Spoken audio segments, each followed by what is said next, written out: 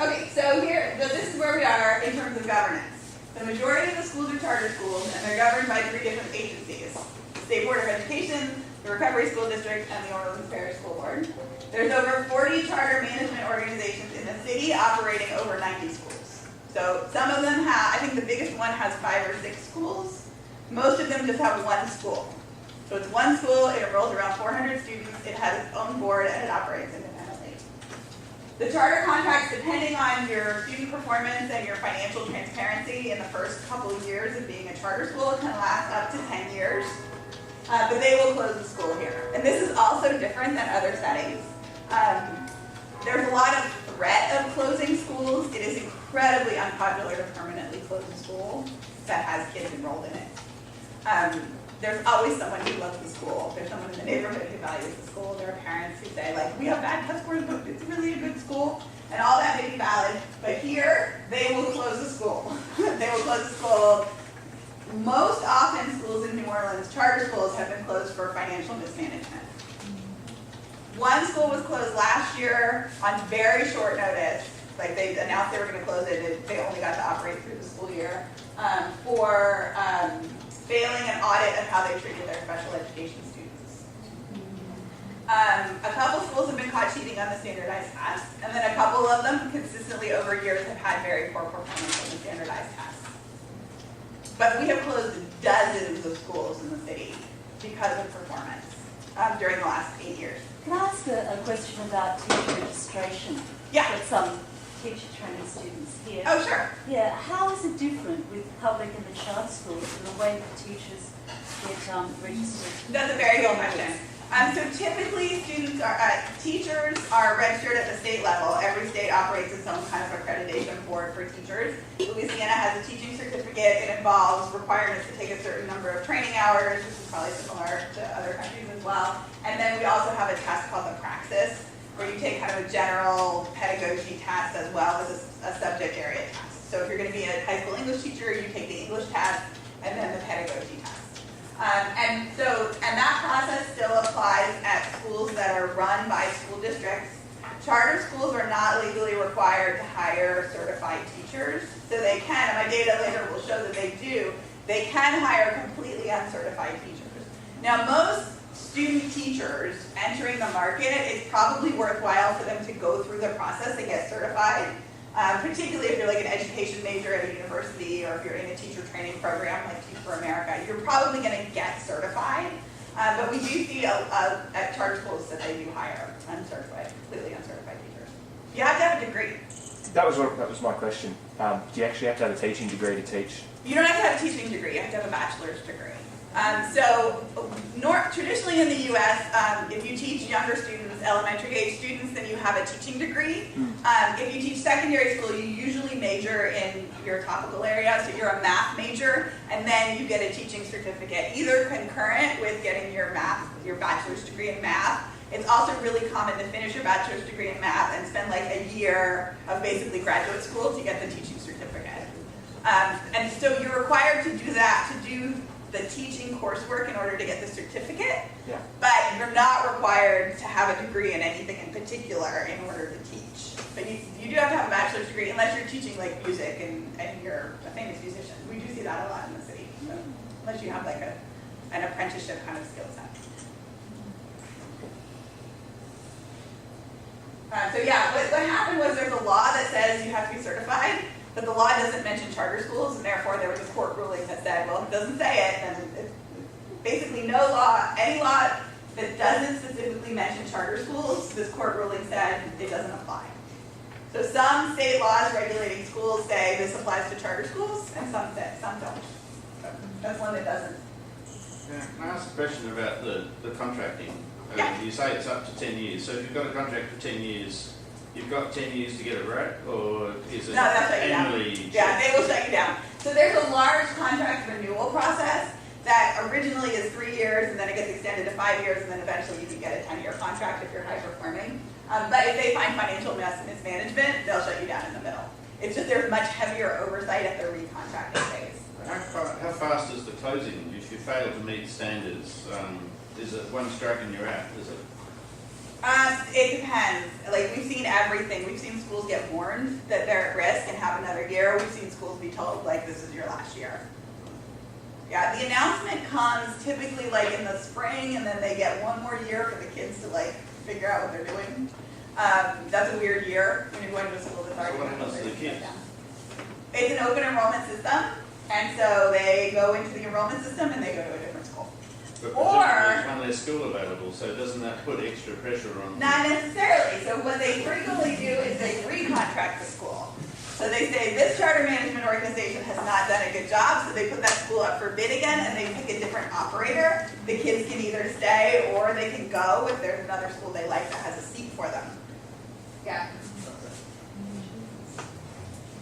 So, like I said, the charter schools can transition to OPSB if they perform well. Mostly they haven't wanted to do that, but they're all going to be required to do that. Now, what's decentralized here is pretty much everything except those core state standards and then like basic health and safety laws. Schools choose their theme, they choose their grade span. So you can be a pre-K to 12 school if you want to. You could just serve fourth graders if you wanted to. Right? This is up to the school what the grade span is. They choose their hours. So there's a minimum state law about how many hours of instruction you need. Some of our schools, instead of teaching that minimum, which is like a 6.5-hour day, will teach like a 10-hour day. So the kids are in school maybe from 7 to 5. And they also go to school on Saturday. They also get regular school days. Remember, nobody has to go to any particular school. It's not your neighborhood school. It's your parents choose to send you to that type of school. They also pick their school days. So some schools are year-round, and some schools have like a more typical school year. What do you mean by school theme? Some of them are science and math schools. Some of them are art schools. A lot of our schools call themselves college prep. We're not really sure what that means within the school, but they call themselves college prep. Does that mean they only teach math? They still have to teach the whole curriculum, but the idea is that they focus on that. Also, another really common theme is to do language immersion. So we have several schools that do instruction in French. One school that does instruction in French or Spanish. And then that one group of schools is allowed to have selective admissions requirements. Again, the schools that were taken over by RSD are not allowed to have that. So governance is a little crazy. From a teacher perspective, pre-Katrina, union teachers were all dismissed as a group. Many of them retired into a state pension system, so when you hear that these teachers were all fired, it's sad. That is not something that should have happened. But many of them, the day they were fired, immediately started drawing their pensions because they had been teaching long enough. And you can draw your pension in Louisiana when you've been teaching for 25 years. Which is pretty quick compared to other pensions in the U.S. Many of them returned to teach at district-run or charter schools. So the OPSB teachers were under a collective bargaining agreement with the teachers' union. The collective bargaining agreement happened to expire in 2006 during the evacuation when no teachers were actually employed, and they had never renegotiated it. So OPSB, which again runs 5 schools in the city currently, has a published salary schedule which says if you have this degree and this level of experience, you make this salary, but they don't actually have a union contract that protects their employment. They just kind of have a predictable salary. Those teachers are union members, but they don't have a union contract, and they participate in the state teacher pension, which is really important. The state teacher's pension is relatively generous, and you can get it after 25 years. Charter school teachers are employed by CMOs, not by government entities. CMOs can opt to participate in the teacher pension system. It's very expensive to participate in our teacher pension system. It costs 28% of the teacher's salary to participate in the teacher pension system. Not a very efficient use of retirement funds, but it is a generous pension.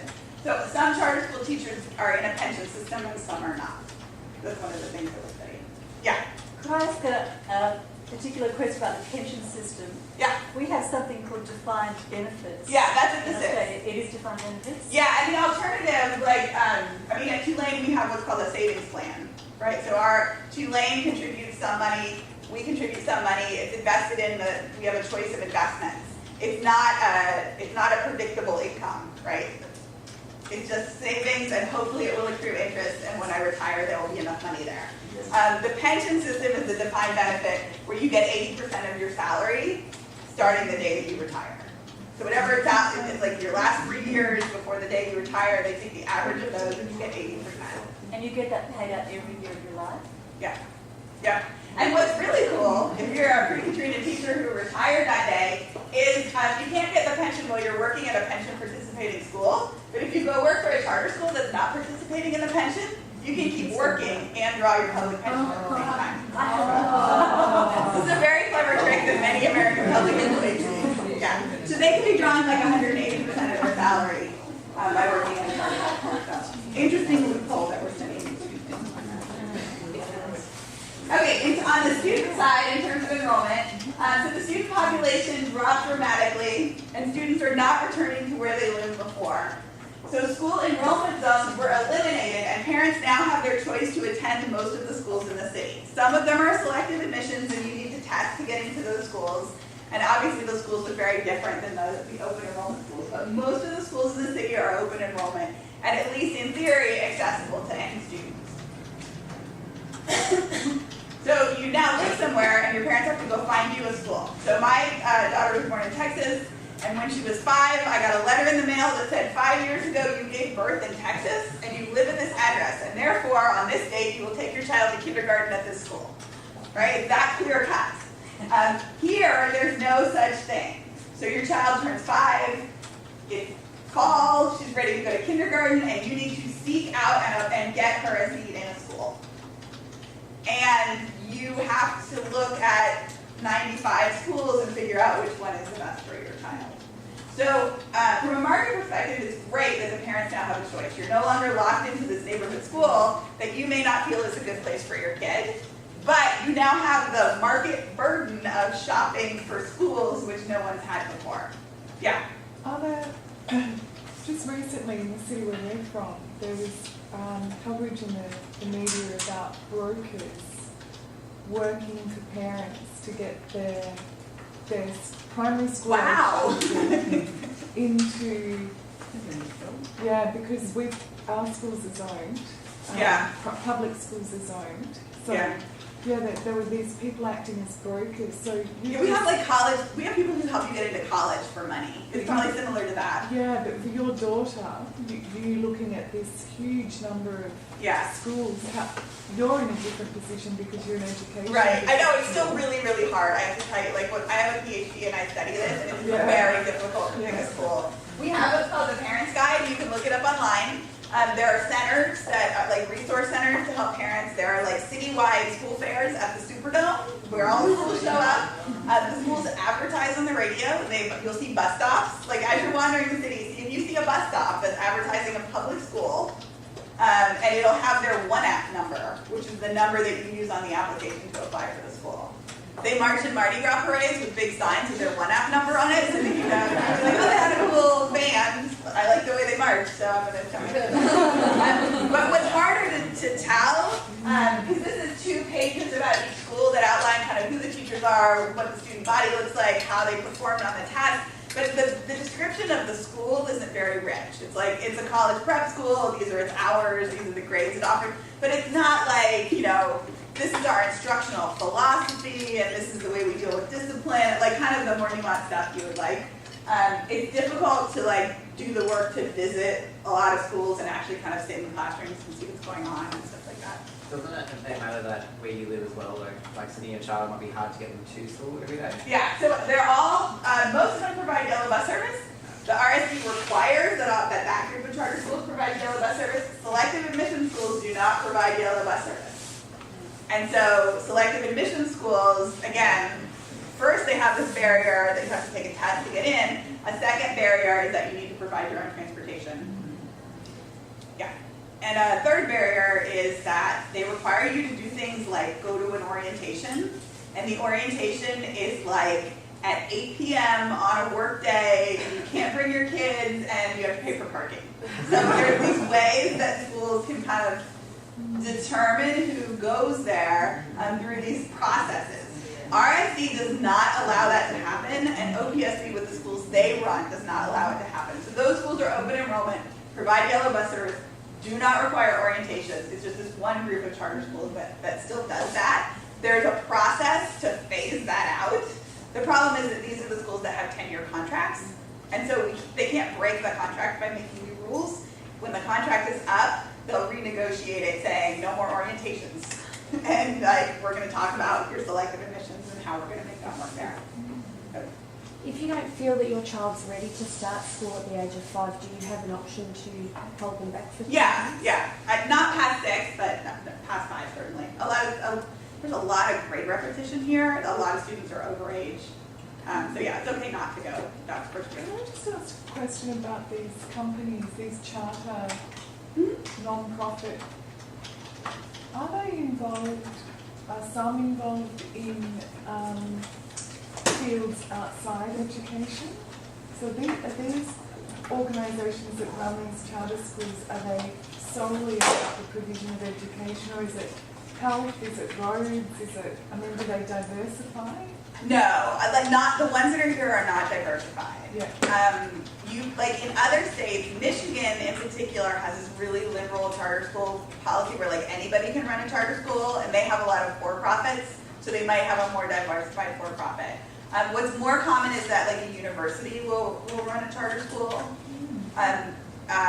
Tulane actually has one, but doesn't really have a lot of involvement in it. University of New Orleans has one and is more involved. But like I used to be at the University of Texas, and University of Texas actually ran a charter school. Like their College of Education, like had those as like laboratory classrooms where their students could learn to teach and things like that. That's one model I've seen. I've never seen an organization that's like, I run a hospital and a charter school. Yeah. In California, I know of kind of children's service agencies that have expanded into having a charter school. So like I used to work for an organization that did after-school programs, and now they have a charter school. So they are the school and the after-school. But there's kind of a logical connection there. There are for-profit charter operators in the U.S. They go out of business a lot because it's really hard to make a profit providing public education in the U.S. to the population that charter schools are. So Jane, with the parents needing to choose, given that you've also got a lot of highly traumatised people in that population, and you're also looking at the capacity of the parents to make that choice and how that's affecting school enrollment. Yeah, I mean, we study this all the time. We study how parents choose schools because most places in the U.S. they don't. So it's an exciting opportunity to study and also to kind of provide, like the people who publish the Parents Guide are like, what should it say? How should it look? Does it need to be in color? Like, does it need to be interactive? Things like that. How can counselors provide better help? Yeah, we study all of that. What I found in practice is that people got pretty good at this quickly. So people in other cities are like, well, how do parents even know? Parents, like, this is a really important decision for parents, and so they find a way. We interview parents about it, and they talk about mommy knowledge, and mommy knowledge is the primary way that you select your school. You meet somebody else who has a kid your age, and you talk to them, and they tell you their school is great, and so you go there. Or your cousin goes there. That's like a good way. But we are studying how people make the decisions. So what I've found here is that people they understand they have to make the decision. They dedicate as much time as they can. It's expensive. Like just to print pages is like expensive. To go visit is expensive on your time. So some people are better resourced to make the choice than others. The choice, no matter what, is very anxiety-inducing. Even for me, I loved school my kids ended up in. We were lucky to get in. I did some research. I was moving from out of state, but you still are like, we should be better off if I had like tried harder. Because it just happens every day, and you're constantly second guessing it. And can you make that decision prior to them turning 5 or kinder age? So, and then put their name down at a school once you've decided, and then yeah. So I have some slides on the enrollment process because it's really important. Okay, so these are. This is kind of what the choices look like in the city. These aren't the exact numbers for this year. This is actually a couple of years old. But so you have these RSD charter schools here, OPSD direct run schools, OPSD charter schools, FASD charter schools. In this year, the Recovery School District was still running some schools. These schools are now over here. And then we also have a state voucher program which provides some students, this is means tested, so students of low income can receive a voucher to go to private school. And here is the French Quarter. And here is the 9th ward. The lower 9th is where most of the flooding was, where you could take like helicopter tours to see flooding and stuff. So this neighborhood was destroyed from Hurricane Katrina. And also, there's kind of a geographic division racially and by income so that wealthier whites tend to live in this part of the city. This part of the city is nearly all black. Over here is an immigrant population, typically Vietnamese, and so there's one school over here that's heavily Asian. Yeah, the schools over here across the river, these are the ones that were taken over by the teachers. These are also all black. And then you'll find some kind of more balanced schools here in the center of the city.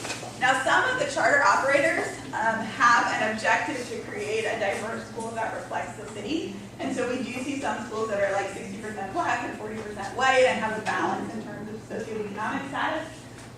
What happens though is that it all goes through a centralized enrollment system, so they have to heavily recruit in order to get that student population, because their students are still going to be assigned by a lottery. But there is like one thing charters create an opportunity to do that school districts really couldn't do, is for the community to come together and attempt to build a school that looks like that. Yeah? Given, it's a question about the motivations that, operate to create a charter school in the first place.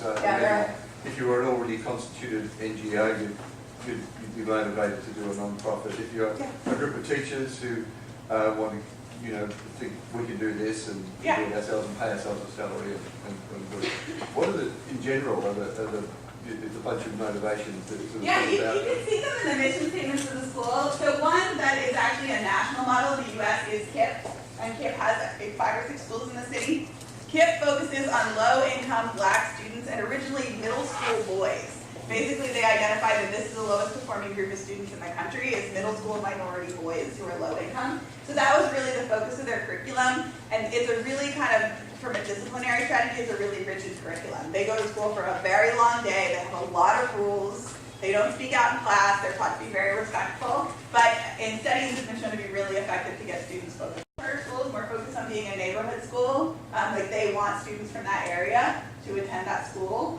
Again, they don't really have that choice. Like, you can call yourself a neighborhood school, but all your kids come from this lottery, and then you have to bust all over. Like, there's like insurance liability issues that I'm sure could be overcome, but are scary to begin with. But they also argue that like the school culture begins on the school bus. So whatever discipline strategy is applied at the school begins on the school bus. So if you have 2 schools that really vary a lot in their discipline approach, they can't share the same school bus. Because some of the kids would get suspended if they talked back, and other kids would get hung. Really? Is that different? Who enforces that discipline on the school buses? The bus driver, or sometimes sometimes there's an adult who circulates on the bus. It's usually the bus driver. More headaches for parents, but it sounds like it could result in a far more diversified and less parochial kind of socialisation process. Absolutely. My daughter can probably answer this better for you, but her friends come from all over the city. Her school is great. Her school, I think, is this one. When you go to a birthday party, it's over here, and we have to drive 45 minutes, and she wants to plan a play day, but like the kids are like all over the place, and we live over here in the Upper Ninth Ward, and so, it's very interesting. But even, you'll notice in the city that there are a lot of different accents. And like all of these accents, it's almost like going to an international school, how many accents there are in New Orleans, right? You probably hear them. Like the Gentilly accent. In this neighborhood here is so different than the accent from Algiers. Yeah. And so she gets all of that at her school. Yeah. But it's actually not a very diverse school in terms of demographics. So the school is 95% black, and it's like 85% low income. But it's awesome. That doesn't mean international. I'm a little biased towards that school.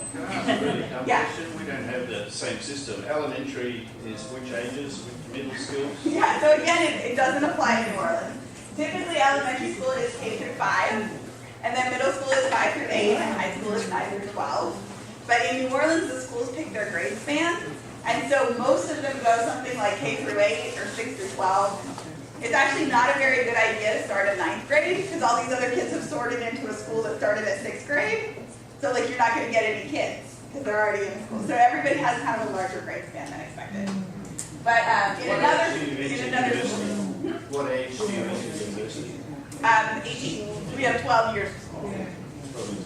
Yeah. Yeah, so that's something that is highly structured in most school districts. You have elementary schools, middle schools, high schools. Does that mean every time you go through the next, like from elementary to middle school, do you have to reapply for the middle school? Or are they linked? Yes. managed to get linked so that if you go to one elementary school, you're guaranteed admission to a high school, or guaranteed a seat at a high school. For most of the kids in the city, though, when their school terminates, they go back into the one app and then they have to select into another school, which is another thing that we're studying. Is like, what we see is like from one 8th grade graduating class from a school, kids going to like 15 different high schools, which I've never seen before. I've seen everybody be like right on up and occasionally scatter, but yeah, we see a lot of that here.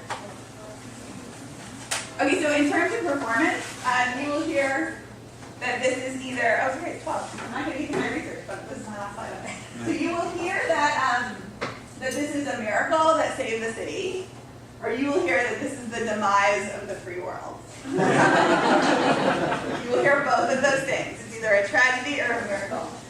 These are the statistics that can be used to describe either the tragedy or the miracle. So this is merely pass rates on our state standardized tests over time. So, and again, they're low. These are low because this is the state of Louisiana. Louisiana sets a very low bar to pass its test, so by another state standards, these would be even lower. Like if these kids lived in Massachusetts, they'd have like a 30% pass rate instead of a 70% pass rate. Okay, so you see this is Louisiana, and basically Louisiana is pretty much the same, a little better over time. But you see New Orleans, all of New Orleans here is in yellow, and it looks like they went from a 33% pass rate up to a 57% pass rate. That's a lot of growth over the course of 10 years for a U.S. school district, so definitely doing better. We see growth in the RSD schools, and we see growth in the OPSD schools, but we still see this huge gap, this performance gap, which is reflective of a race and SES gap between the performance of students in OPSD schools and the performance of students in the RSD schools. There's a lot of variation. There are schools here that are probably miraculous in the degree of student growth that they're getting out of these kids, and then there are schools that are failing in here. The schools in OPSD are a little more successful, but they were never underperforming even before the storm, so they really just haven't kind of gotten worse than they used to be. So people look at this and they're like, oh, this is great. Like, New Orleans is doing so much better at a time when the state stayed pretty level, and so we're going to attribute all of this to school reform. And what we do at our center is kind of try to like tease this apart and say, okay, underlying this, there may be some students who aren't served at all. Like, remember, you have to enroll your kid. We're not sure what happens if your mom just doesn't. Right? So there are probably kids who just never show up for kindergarten. There are certainly high school students who just stop going, and there's no kind of central entity that's responsible for that. For the last 10 years, we didn't have a truancy policy. We didn't have a dropout policy. We didn't have a centralized expulsion policy. So one of the things that's interesting in governance is the school district is kind of, the RSD has been trying to figure out, like, what do we actually need to do? Like, we've been this kind of minimal bureaucratic agency letting schools have a lot of autonomy. But there are some things that we need to do. So that's like kind of an interesting ongoing process. Yeah. When you talk about development economics, if you're coming from a low base, the first 10 years were pretty good to growth. That's Is the hardest bit coming up in the next 10 years in terms of, was the base levels so desperate that it didn't take much? A lot of people say that. It was really, really bad, and they gave us a lot of money. So maybe we didn't need to change anything in terms of governance. Maybe we just needed that extra money that the federal government gave in Katrina recovery. And that's what's hard to tease out. Did you have to fire the teachers? Like, could you do this with union teachers? Did you have to take over all these schools? Do they have to be contracted out? Do they have to take so many standardized tests? Like, we don't know which component it is that's motivating the success. I hate standardized tests personally.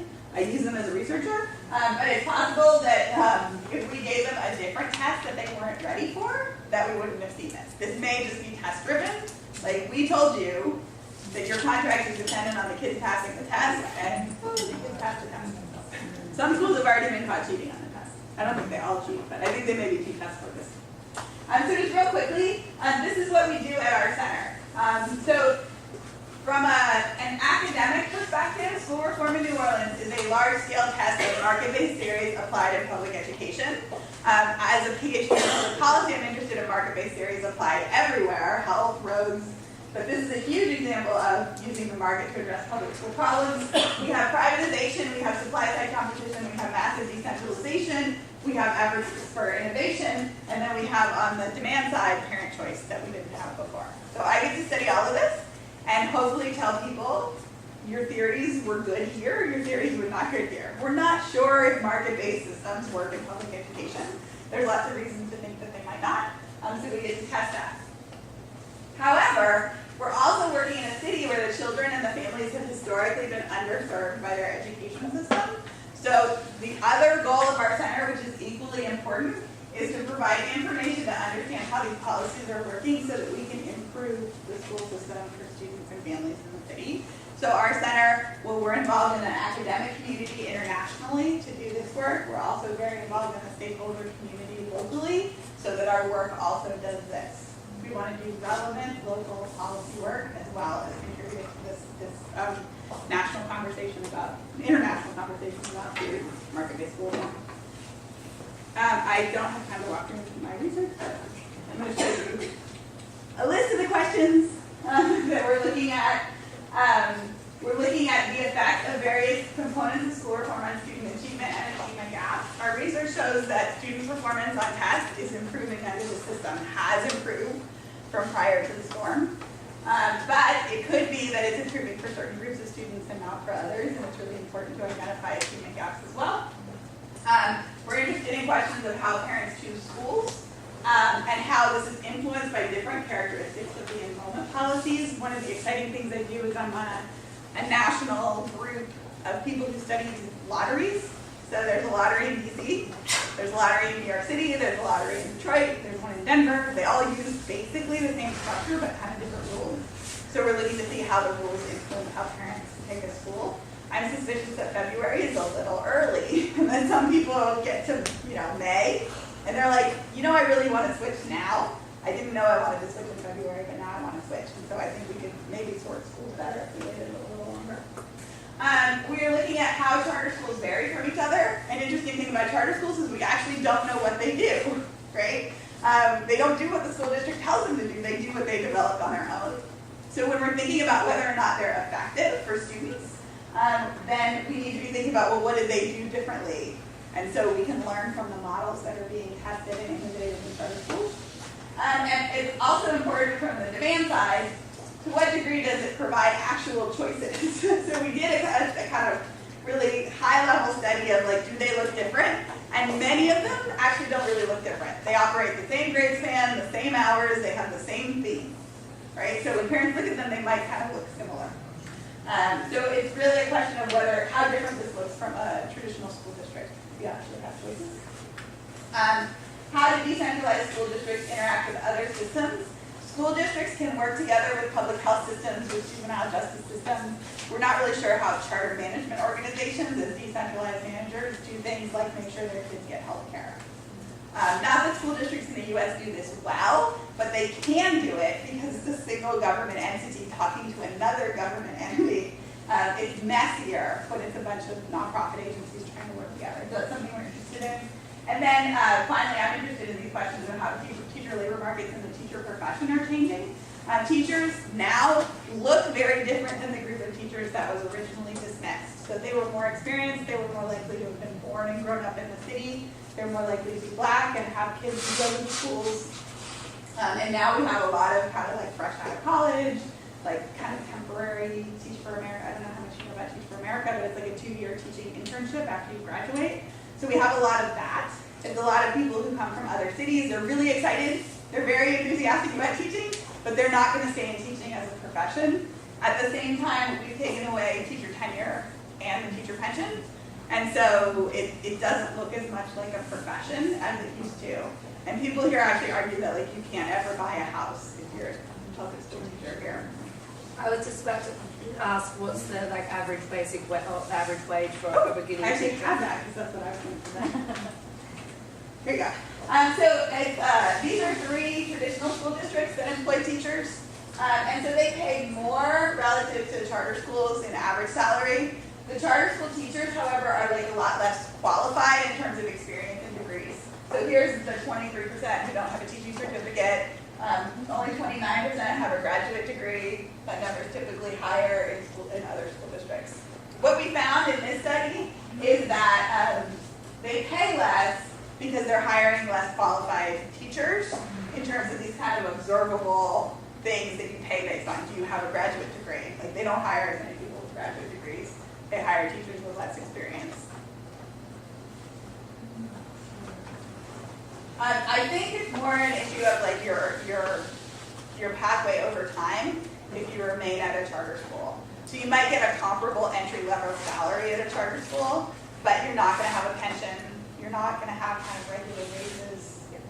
We don't see them staying connected that long, and so like it's not, we haven't had enough time to see if somebody makes a career of being a charter school teacher.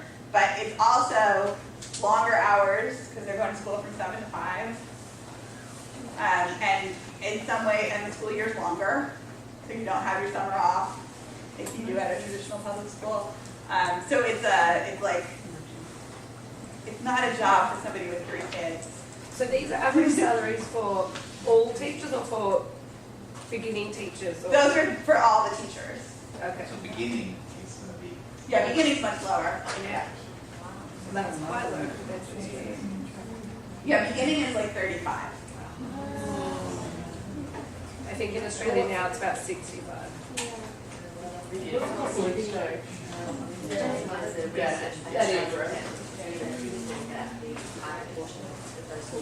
Yeah. Teach for America? Yes, the Yeah. system is quite questionable. Yeah, because it's not that they're not good people. They're well trained. Yeah. They're not trained for very long. They usually don't have an education degree. They usually have, a political science degree, and they really want to help the city. It's kind of like doing a volunteer program. They're very low pay positions, but they're designed to last 2 to 3 years. And so it creates really high turnover, and you've got to do it again in 2 years. So some of our schools have like 80% turnover every year, so you don't really create this like experienced teacher in the market. And you would create that strong community among the staff as well. Right, which is the kind of thing that parents look for, that's not listed in the parent guide, but really what you look for when you go to a school. Yeah, and it's very different when you visit a school that has, an average experience of 2 years. This is the school that my daughter went to. Their average experience is 14 years, just at that one school for 14 years. So, and it makes a big difference to parents.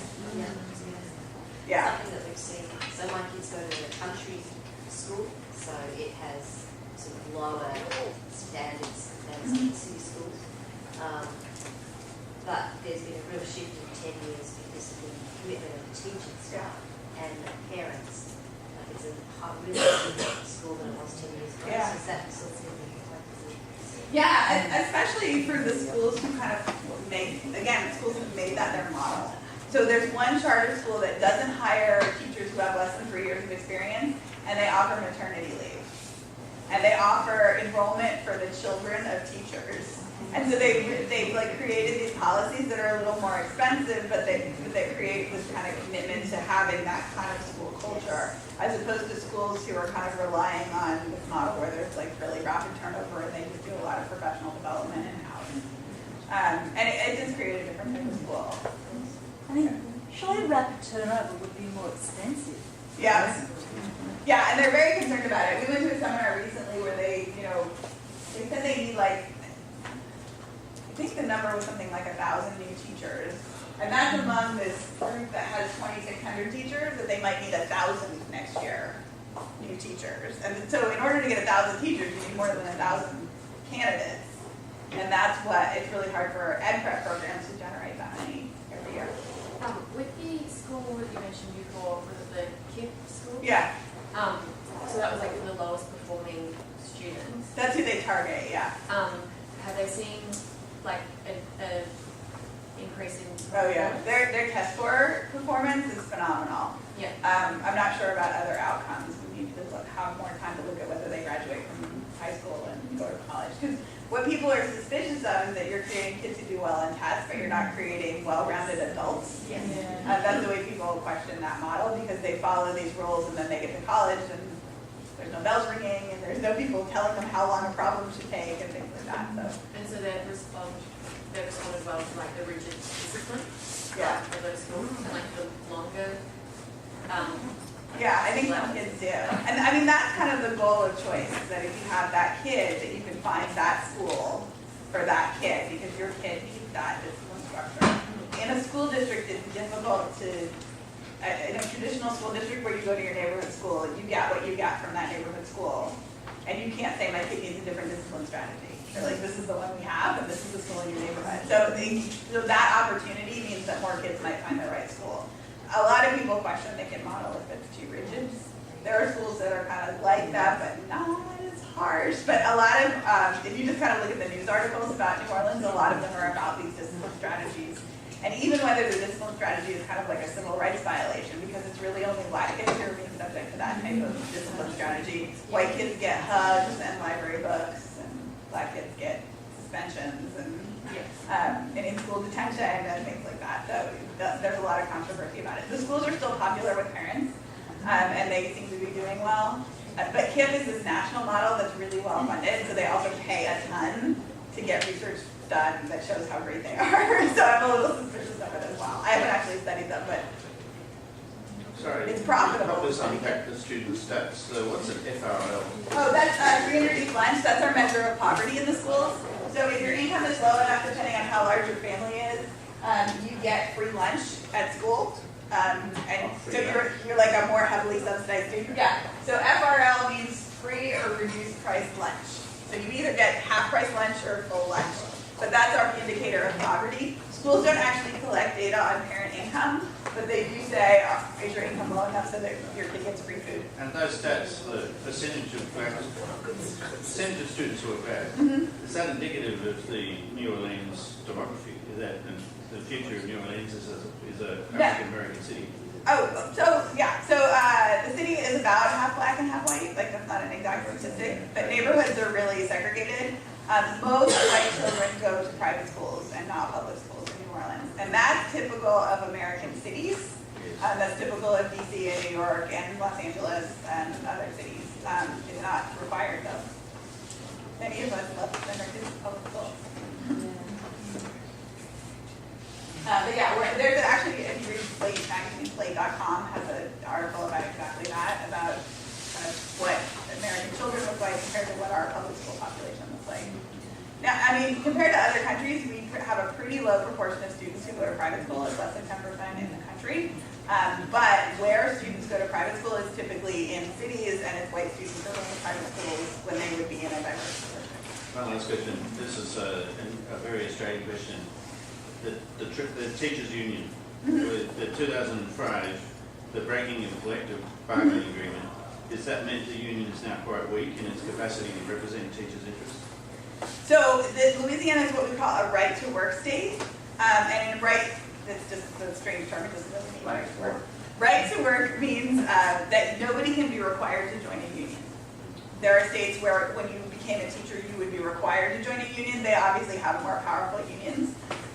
So once they don't have a collective bargaining agreement, that's their goal, to get a collective bargaining agreement. So if the school district isn't bargaining, it illustrates that they have no power. The interesting thing happening here is that one of the advantages, allegedly, of charter schools is that they're outside of these union contracts that can be really restrictive. However, in New Orleans, it's the charter schools that are starting to unionize. So one by one, the same teachers union is now signing on charter school teachers in New Orleans. And they have 4 now signed up, I think. So we do have some unionized teachers now. I ran over. You're getting anxious. Yeah, no, because we've talked for more than an hour and you've been very generous with your Oh, no time. problem. I love talking about this. Go to our website. Send me questions if you want to. We have a whole team of postdocs who are also happy to engage with students. If you have questions. Jane, is it possible for us to have your PowerPoint? Absolutely. Yeah, I'll send it to you. Yeah. Yeah. I'll send it on, and they apparently videoed the whole thing. So. Jenny, well, needless to say, thank you so much. Thank you.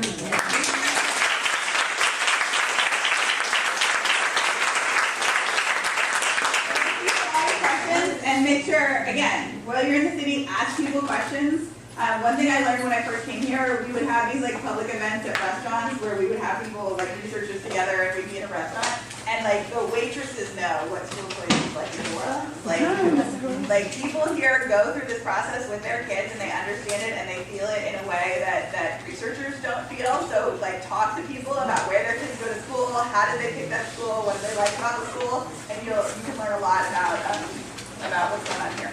Well, since you have a comparative interest as well, we hope that you develop an interest in Australia. I would love to study and be in Australia. touch with us, and potentially you have 50 research Awesome. systems. So thank you so much.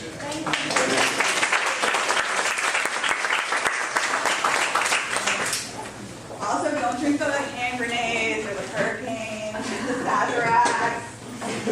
Drink the bad drinks.